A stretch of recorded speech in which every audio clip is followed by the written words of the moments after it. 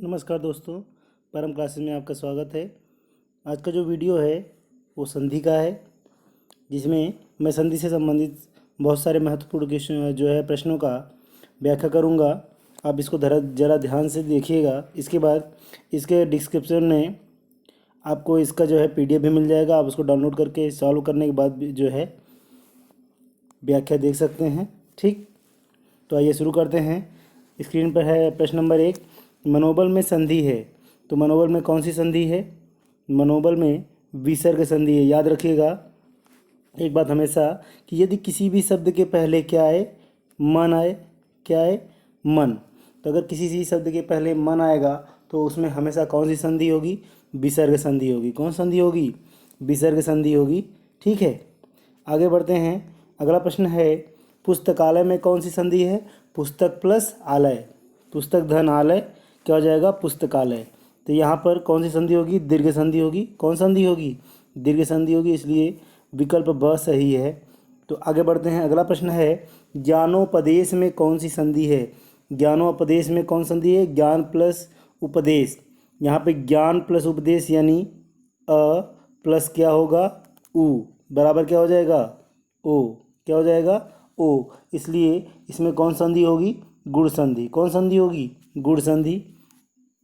आगे बढ़ते हैं। अगला प्रश्न है, संरक्षण में कौन सी संधि है? तो संरक्षण में कौन सी संधि होगी? संरक्षण में होगी आपकी व्यंजन संधि। कौन संधि होगी? व्यंजन संधि। इसका संधि विच्छेद होगा सम प्लस रक्षण। क्या होगा? सम प्लस रक्षण। ठीक, आगे बढ़ते हैं। अगला प्रश्न है, दिव्यागमन में संधि है। देवी प्लस आगमन यानी यड़ संधि है। कौन संधि है? यड़ संधि। यड़ संधि का नियम है ई या बड़ी ई के बाद यदि अन्य कोई स्वर आता है तो ई या बड़ी ई के स्थान पर क्या हो जाता है? य हो जाता है। ठीक, इसलिए इसमें कौन संधि हो जाएगी? यड़ संधि। आगे बढ़ते हैं। अगला प्रश्न है, निराशा में संधि है। निराशा में संधि कौन सी है? विसर्ग संधि है। निह प्लस आशा, निराशा। और याद रखिएगा निराशा में कौन सा उपसर्ग है? तो निर उपसर्ग है। कौन सा उपसर्ग है? निर। ठीक, आगे बढ़ते हैं। अगला प्रश्न है, प्रश्न नंबर है 7, दुशासन में संधि है। दुशासन में कौन संधि है? दुशासन में भी विसर्ग संधि है। कौन संधि है? दुशासन हो गया। इसके अलावा निसंदेह हो गया, निःशुल्क हो गया। इन सब में कौन संधि होगी? विसर्ग संधि होगी। ठीक, आगे बढ़ते हैं। अगला प्रश्न है, निराहार में संधि है। निराहार में कौन संधि? अभी मैंने बताया कि अगर किसी भी शब्द के पहले निर उपसर्ग होगा तो उसमें कौन संधि होगी? विसर्ग संधि होगी। इसलिए यहाँ पर निराहार में कौन संधि है? विसर्ग संधि है। ठीक, आगे बढ़ते हैं। अगला प्रश्न है, सज्जन में कौन संधि है? सज्जन में आपकी व्यंजन संधि है। इसका संधि विच्छेद होगा सत प्लस जन। क्या होगा? सत प्लस जन। ठीक, आगे बढ़ते हैं। अगला है प्रश्न, सद्भावना में संधि है। सद्भावना में कौन संधि है? इसमें व्यंजन संधि है। इसमें कौन सा उपसर्ग है? सत उपसर्ग है। सत कह सकते हैं या सद कह सकते हैं। ठीक, आगे बढ़ते हैं। अगला प्रश्न है, संधि कितने प्रकार की होती है? तो संधि आपकी कितने प्रकार की होती है? संधि 3 प्रकार की होती है, स्वर संधि, व्यंजन संधि और विसर्ग संधि। ठीक, आगे बढ़ते हैं। अगला प्रश्न है, स्वर संधि के कितने भेद होते हैं? क्वेश्चन एग्जाम में पूछा भी गया 2-3 बार, इसलिए इसमें कौन संधि, स्वर संधि के कितने भेद होते हैं?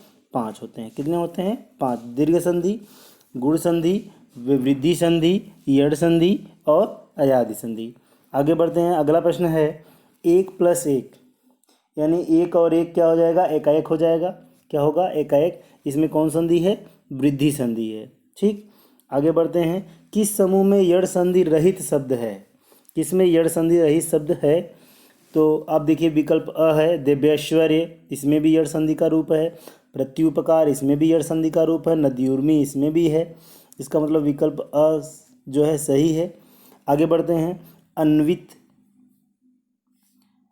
नवित में भी है। सख्युचित, न्यून, इन सब में भी है। पित्रानुमति, इसमें भी यड़ संधि है। यद्यपि, इसमें भी है। सडानन, इसमें नहीं, यानी कि विकल्प श। सडानन में कौन संधि होगी? व्यंजन संधि होगी। इसलिए यहाँ पर विकल्प स सही होगा। ठीक, आगे बढ़ते हैं। अगला प्रश्न है, स्वर संधि में स्वर संधि से निर्मित शब्द नहीं है। कौन सा स्वर संधि से निर्मित? अति प्लस आचार, अत्याचार, ये भी सही है। उत्थान, उत्थान जो है स्वर संधि से निर्मित शब्द नहीं है, यह व्यंजन संधि से निर्मित शब्द है। इसका संधि विच्छेद होगा उत प्लस थान। ठीक है, इसलिए इसमें कौन सही होगा? ब विकल्प सही है। आगे बढ़ते हैं। अगला प्रश्न है, निम्न में से कौन सी संधि शब्द सही है? कौन सा सही है? षड्मूर्ति, यही सही है। ठीक है, कौन सही है? षड्मूर्ति सही है। आगे बढ़ते हैं। अगला प्रश्न है, विसर्ग संधि का उदाहरण है।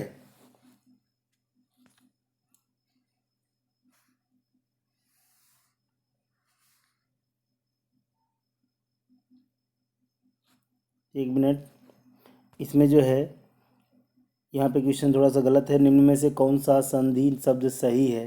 तो इसमें षड्मूर्ति भी सही है, उच्छृंखल भी सही है, मिष्टान ये गलत है।